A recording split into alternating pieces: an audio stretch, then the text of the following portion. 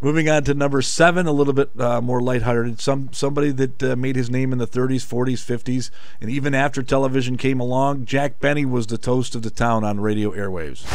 It was I Got a Gal in Kalamazoo, played by Phil Harris and the orchestra.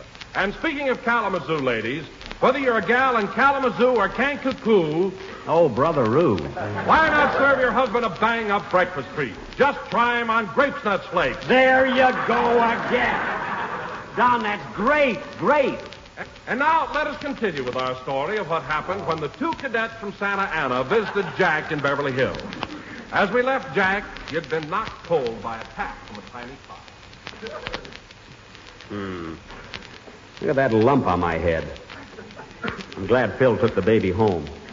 Believe me, the next time that kid starts after me, I'm going to be set. I'm going to be ready. Oh, put your fist down, killer.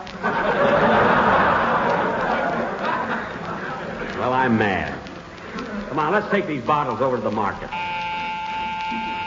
You take the bottles out, Rochester. I'll answer the door.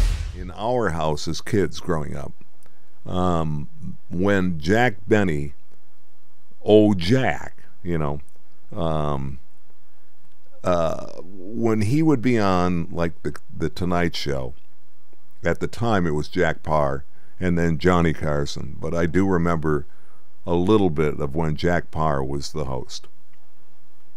And when he was on, that was one of those deals where everybody shuts up in the Calvert household because my dad loved Jack Benny so much.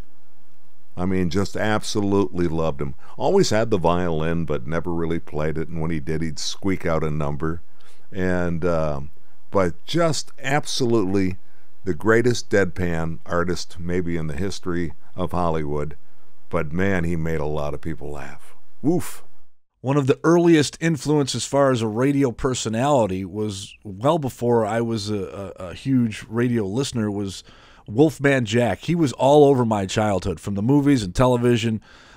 Here, he's always been one of the pioneers of radio from a national perspective, not the local people, but from a national perspective, because he was in, this movie, that movie. But here's a clip from Wolfman Jack.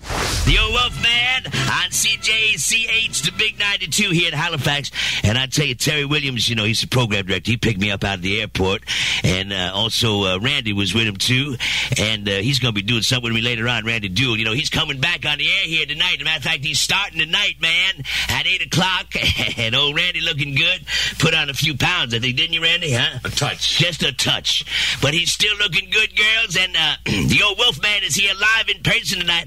I'm here in Halifax, and I'm going to be here with you tonight. We're going to be over at the Dartmouth Academy later on, around 9 o'clock. And we're going to be visiting over there. We ain't doing no show or nothing, but we're going to be visiting over there, just saying hi to the folks. And we're going to go over and say hi to the folks over there at Dartmouth High School, too. Be over there around 9:30 sometime in that neighborhood, So you come and see us real soon, will you please?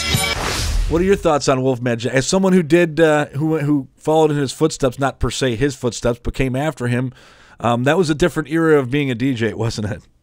That was pirate radio. He was the king of the mountain for so many different reasons. I mean, for him to broadcast the way he did, literally, when they say pirate radio, well, that's what they did. They went out into open waters and had a ship and literally, a boat, a floating boat, and they did what was considered to be pirate radio because there wasn't a W, there wasn't a K, there was an X or whatever they wanted to do, and they played whatever they wanted, and they weren't beholden to the advertiser.